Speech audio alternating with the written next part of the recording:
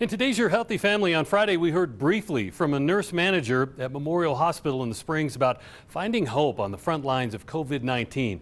And today we've got more of that conversation, from the amounts of PPE they're dealing with to having to watch some patients lose their battle with COVID-19 and the miraculous moments that are carrying them through this all.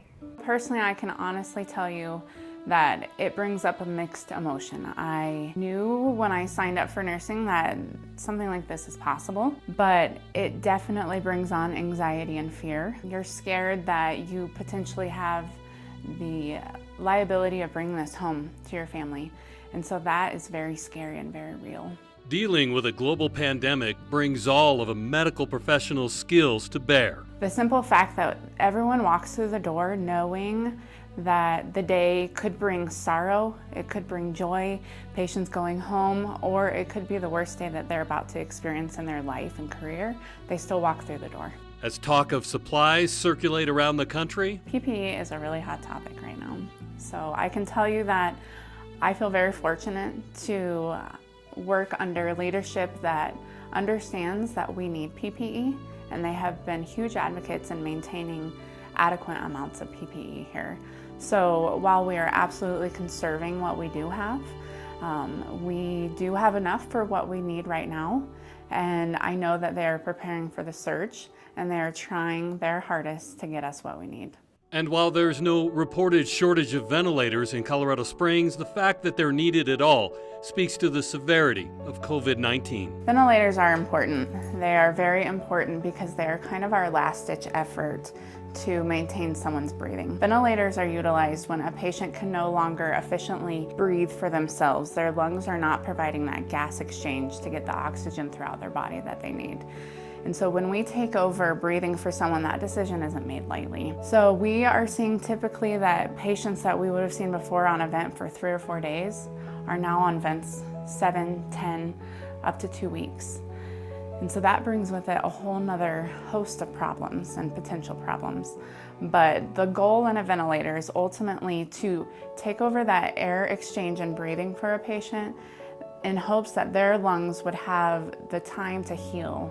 The many patients being saved are where the rewards as a healthcare provider are realized. Sometimes as we start to get closer to removing the tube, patients, we decrease their amount of sedation and medication, kind of keeping them asleep. And so as we slowly decrease that, they are a little more arousable and can follow commands. And so we at times have been able to connect family members to those patients. And we have seen amazing responses. Patients that are vented can still respond and follow commands, and they get teary-eyed when they hear family. So it's pretty amazing.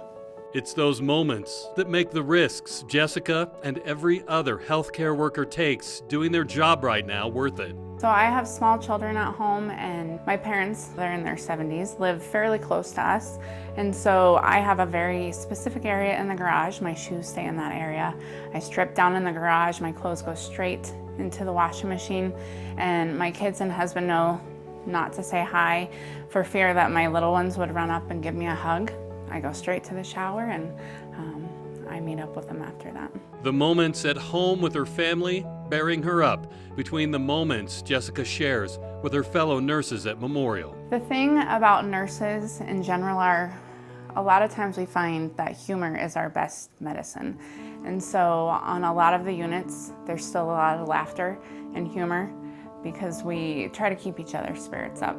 And so while we're dealing with things that we've never dealt with before, we are still each other's support system here at work. It's amazing to me to see that they go into a COVID positive room and the staff are ready and willing to hear that call light so that they can bring to them what they need so they're not coming in and out.